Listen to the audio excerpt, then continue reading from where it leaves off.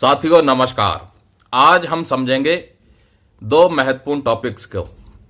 आप परमानेंट लो medical category हो गए हैं और उसके बाद कई तरह की जो है चीजें आपके सामने आती हैं। विलिंग करें अनविलिंग करें, शेल्टर अपॉइंटमेंट, सर्विस पेंशन आपको मिलेगा या नहीं मिलेगा, डिसेबिलिटी पेंशन मिलेगा या नहीं मिलेगा, तो मिलेगा क्या।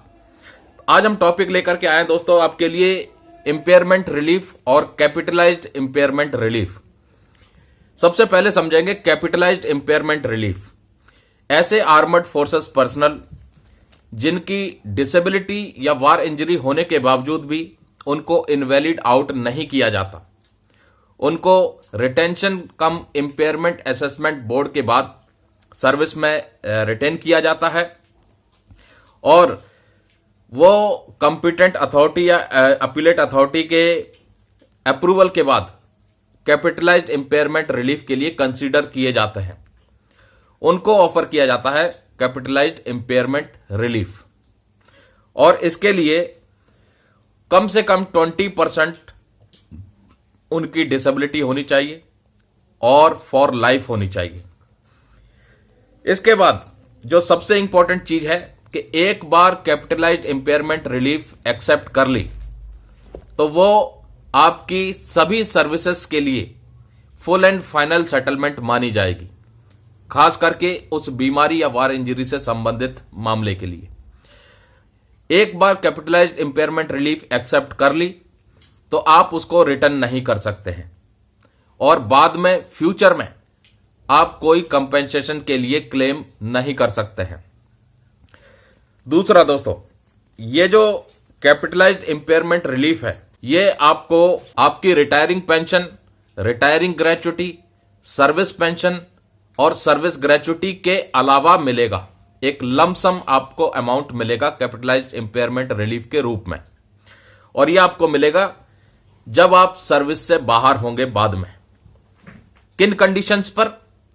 Eight the time of retirement, release और discharge on fulfilling terms of engagement, completion of tenure, attaining the age for retirement / discharge और on taking premature retirement और discharge on own request पर।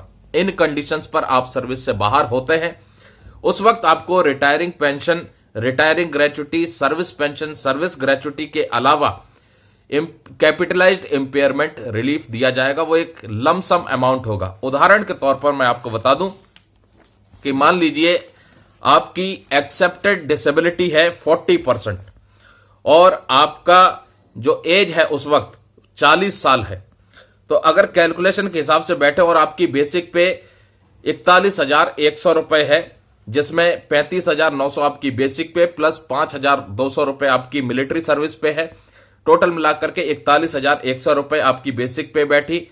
40% आपकी अगर डिसेबिलिटी है और आपको कैपिटलाइज्ड इंपेयरमेंट रिलीफ जो दिया जाएगा रिटेंड करने के लिए डिस्पाइट एक्सेप्टेड डिसेबिलिटी के बाद, तो आपको जो मिलेगा बाद में वो कैलकुलेशन लगाने के बाद 5,37,095 रुपए मिलेगा।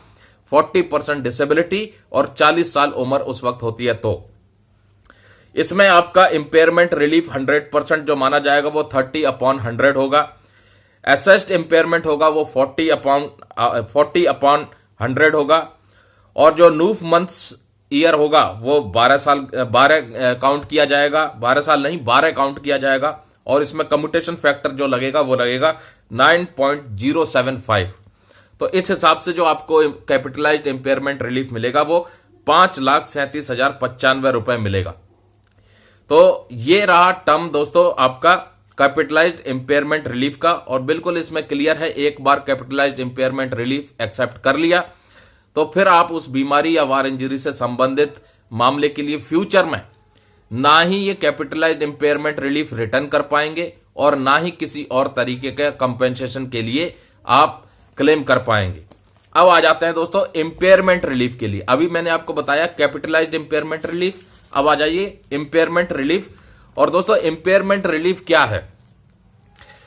इंपेयरमेंट रिलीफ है जो पहले डिसेबिलिटी एलिमेंट देते थे उसका नाम बदल के अब इंपेयरमेंट रिलीफ कर दिया है और कैपिटलाइज्ड इंपेयरमेंट रिलीफ आपको लमसम इकट्ठा अमाउंट दे दिया जाता है और इंपेयरमेंट रिलीफ आपको मंथली डिसेबिलिटी कंपेंसेशन के रूप में दिया जाता है।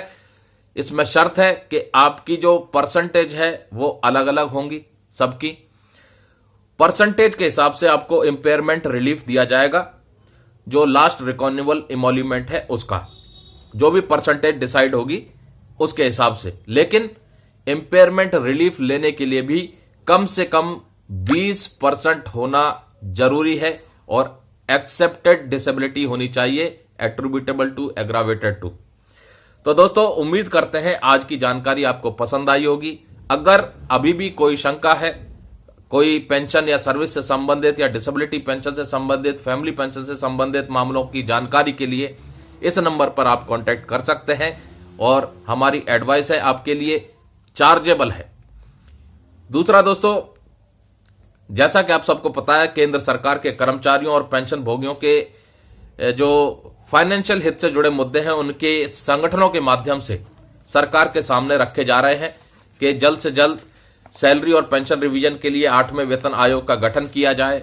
अभी हाल ही में ट्रेड यूनियनों की तरफ से भी मांग रखी गई, ईपीएस 95 वालों के लिए भी मांग रखी गई कि जो पेंशन है वो पहले चरण के रूप में 1,000 रुपए से बढ़ा करके 5,000 की जाए और जो confederation of central government employees and workers की तरफ से डिमांड रखी गई है कि कम्यूटेशन की रिकवरी जो 15 साल तक की जा रही है उसका टाइम पीरियड कम करके 12 साल तक किया जाए, यानी 12 साल के बाद आपकी फुल पेंशन रिस्टोर की जाए।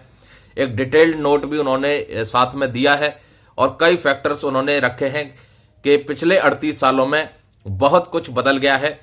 लाइफ एक्सपेक्टेंसी रेट बदल गया है, डेथ रेट बदल गया है, ब्याज दरें बदल गई हैं और उसका लाभ पेंशनरों को उनकी कम्यूटेशन की रिकवरी में नहीं हो पा रहा है।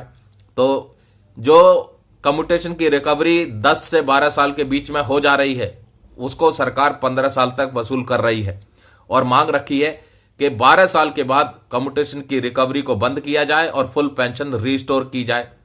इसके साथ साथ बजट आने वाला है और बजट से पहले ये तमाम मुद्दे रखे गए हैं, वित्त मंत्री तक ये मामले पहुंच गए हैं।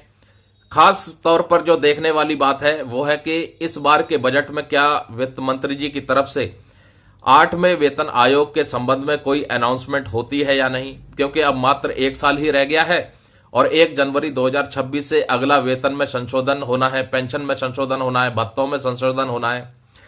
तो हर बार 10 साल के बाद पे कमीशन का गठन होता था और सैलरी पेंशन का रिवीजन किया जाता था। अब इस बार का पे कमीशन सरकार ने अभी तक तो बिठाया नहीं है और दिसंबर में तो साफ तौर से इनकार कर दिया कि कोई प्रस्ताव ही विचाराधीन नहीं है दिसंबर 2024 में।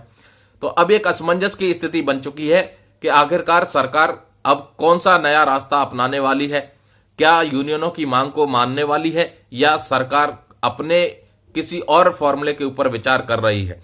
तो बजट तक का इंतजार करना पड़ेगा इस मामले के ऊपर कि क्या निकल करके आता है। तो तब तक के लिए नमस्कार, जय हिंद, जय भारत दोस्तों।